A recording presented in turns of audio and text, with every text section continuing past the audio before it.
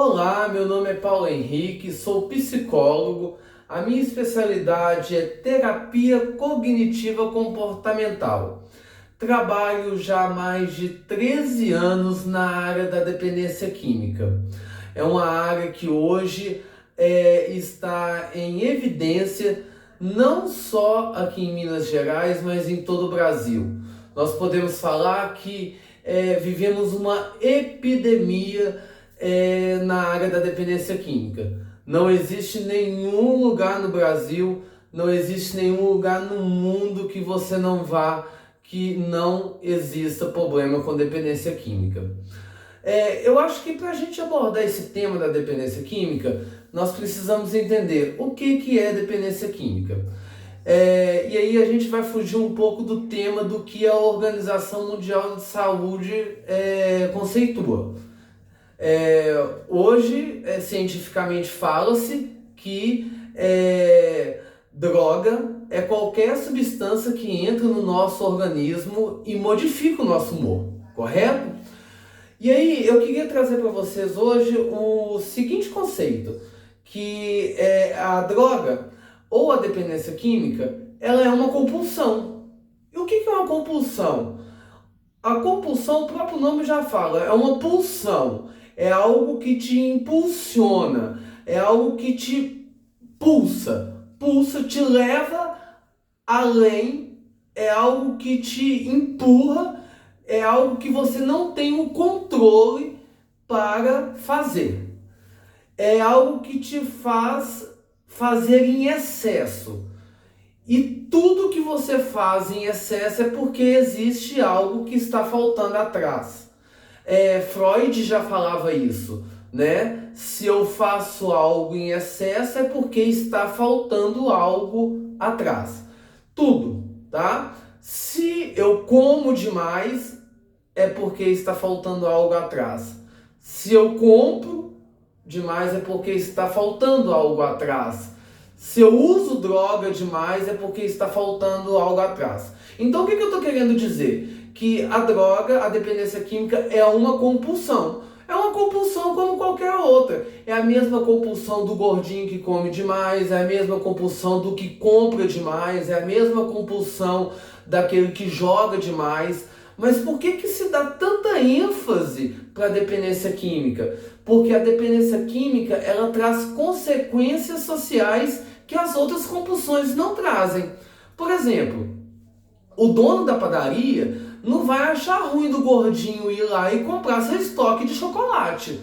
Mas o mesmo dono da padaria vai achar ruim do dependente químico ir lá e roubar o seu estoque de chocolate para ir lá e trocar ou vender os seus chocolates para comprar ou trocar em droga. Ou seja, as consequências sociais da dependência química são muito maiores do que as outras consequências sociais das outras compulsões que nós conhecemos. Então, acho que a primeira evidência que nós temos que ter é essa, né? Para nós entendermos a questão da dependência química.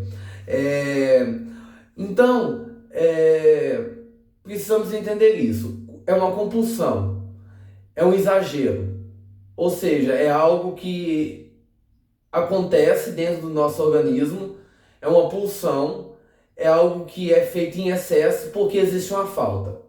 Bom, eu faço para preencher uma falta. Que falta é essa? É aquilo que nós chamamos na psicologia de vazio existencial.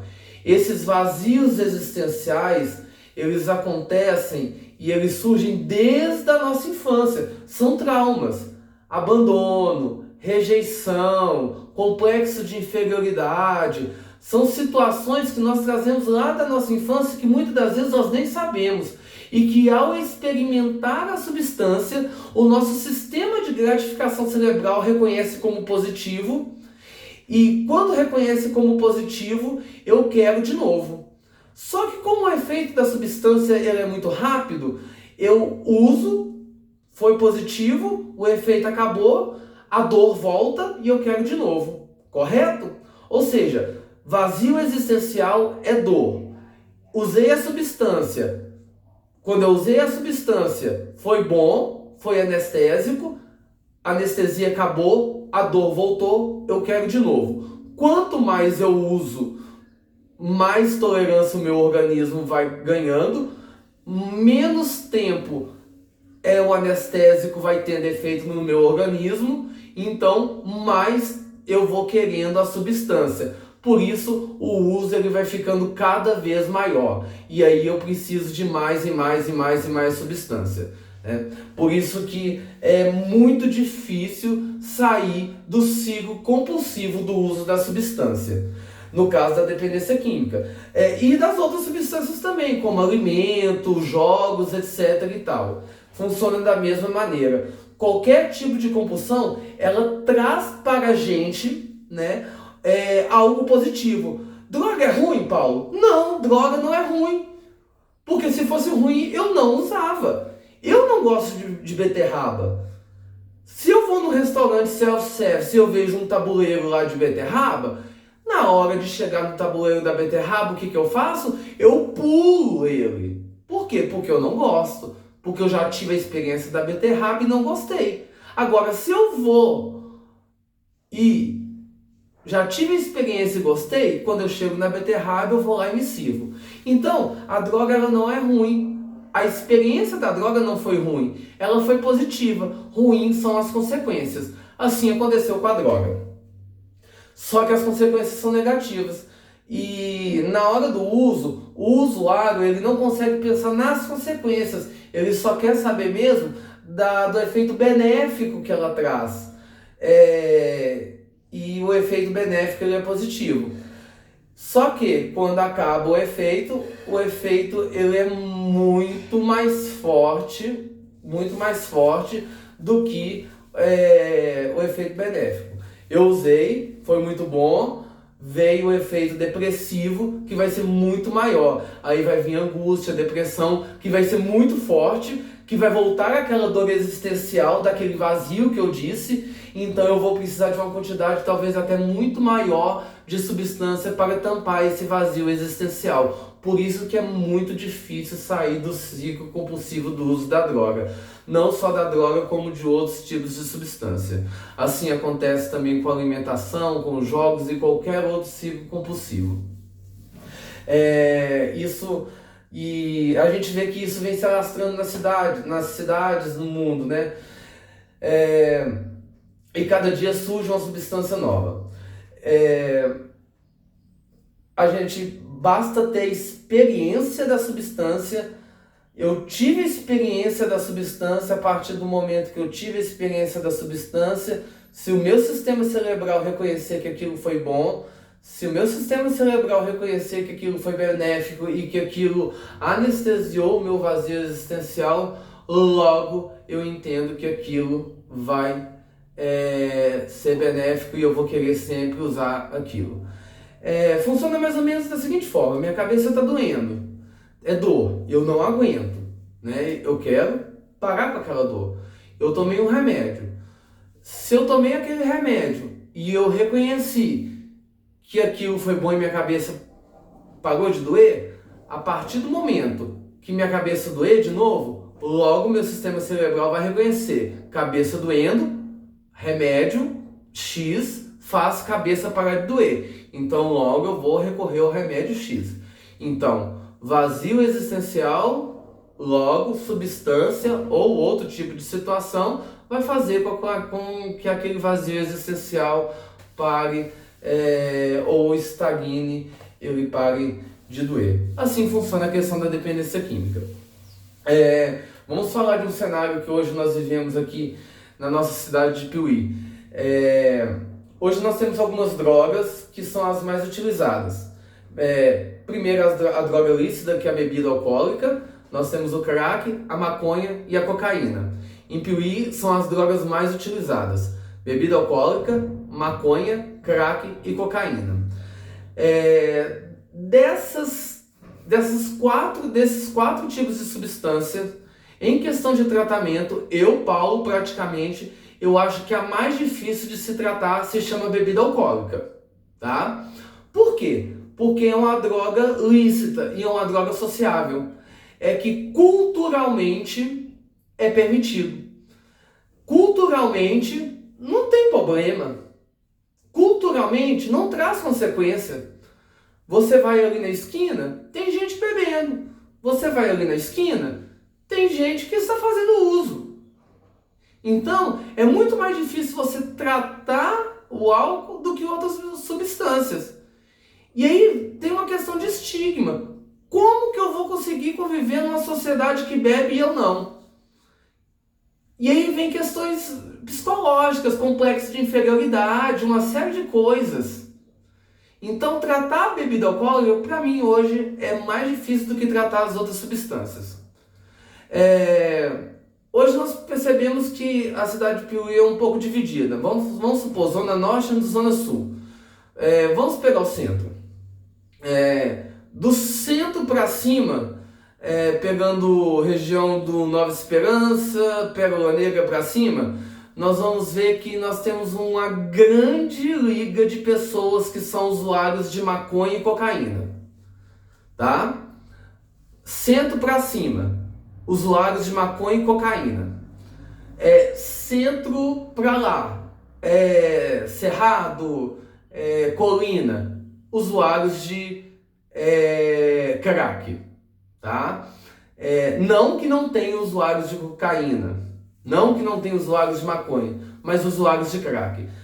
É nítido, é muito nítido essa divisão, tá?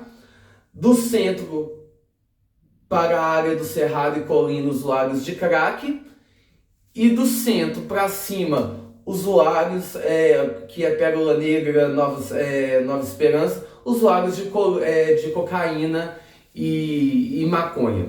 E tem os centros, os pontos de uso. Isso fica muito nítido também. Aqui na região do polo esportivo, principalmente, nós temos muitos usuários de maconha e cocaína. Ali na região do Cerrado, que é ali na região parece de um centro de maçonaria, ali perto do Avenida Brasília, alguma coisa do tipo, nós vamos ver muitos usuários de crack, tá? Isso fica muito nítido. E também nós vemos um grande preconceito. Eu acho que existe um estigma que funciona da seguinte forma. Quando a gente chega aqui nessa zona de usuários de cocaína e de maconha, nós vamos ver um preconceito com os usuários de crack da área de lá.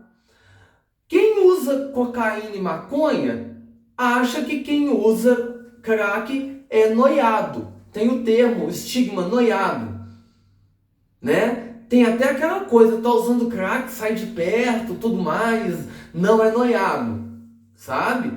E a gente vê muito isso, isso é muito comum. E na parte de lá também nós vemos um certo preconceito com quem está na parte de cá, né? E existe esse preconceito até mesmo dos moradores. Os moradores da área de cima daqui, dessa parte aqui do Nova Esperança, Pérola Negra, tem esse preconceito com os usuários de crack. A gente percebe isso. Não é que eu estou fazendo uma defesa de quem usa crack, mas é porque parece que quem usa crack é uma aberração, parece que são aliens, né? E essas pessoas esquecem que muitas das vezes os seus filhos, os seus netos estão usando cocaína, estão usando maconha e vocês nem têm noção disso, né? Vocês nem têm noção disso. Enquanto vocês estão criticando os usuários de crack, os seus parentes estão fazendo uso de maconha e cocaína e vocês não têm nem mesmo a noção disso. E lembrando que é tudo usuário. São tudo compulsivos químicos. E que lembrando que muitas das vezes, para que se chegue no uso de crack, muitas das vezes a porta de entrada é a bebida, a maconha ou a cocaína, né? Paulo, existe tratamento? Existe, lógico que existe. Nós temos várias alternativas. Tratamento psicológico, nós temos o CAPS, nós temos tratamentos alternativos, comunidades terapêuticas, clínicas involuntárias. Nós temos uma rede, É bem claro e é muito importante também deixar aqui bem frisado que nunca comece um tratamento por uma internação.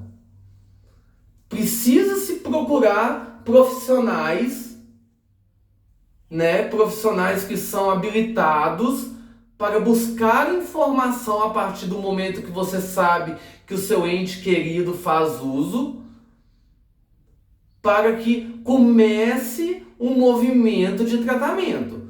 Porque as famílias também são muito assim, o fulano está fazendo uso de droga, eu vou internar. Aí já liga para uma internação, principalmente uma internação involuntária.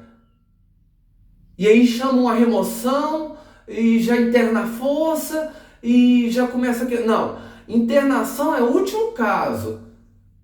Existe uma rede, existe todo um movimento em volta antes de uma internação. Nós precisamos respeitar aquele indivíduo como em si e entender que existe um motivo pelo qual ele faz uso daquela substância, e ao entender nós precisamos fazer o uso das ferramentas corretas.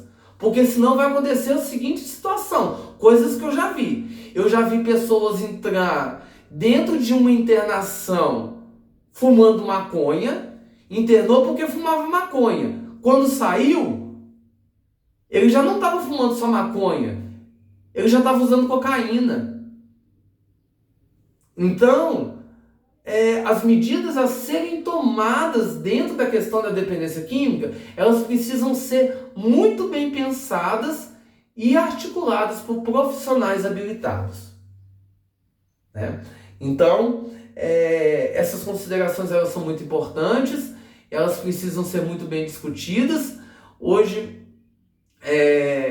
dentro da cidade de Piuí, nós temos ações bem articuladas, principalmente junto da rede de saúde. Nós temos ações de repressão também muito bem articuladas junto da Polícia Militar, e eu acredito também que esse assunto pode ser melhor abordado e mais discutido junto da Secretaria de Saúde, junto da Assistência Social, para que nós possamos ter ações melhores dentro daquilo que precisa ser feito dentro do assunto dependência química. Tá bom? Muito obrigado. Deus abençoa. Meu nome é Paulo. Como eu já disse, precisando, estamos à disposição. Deus abençoa.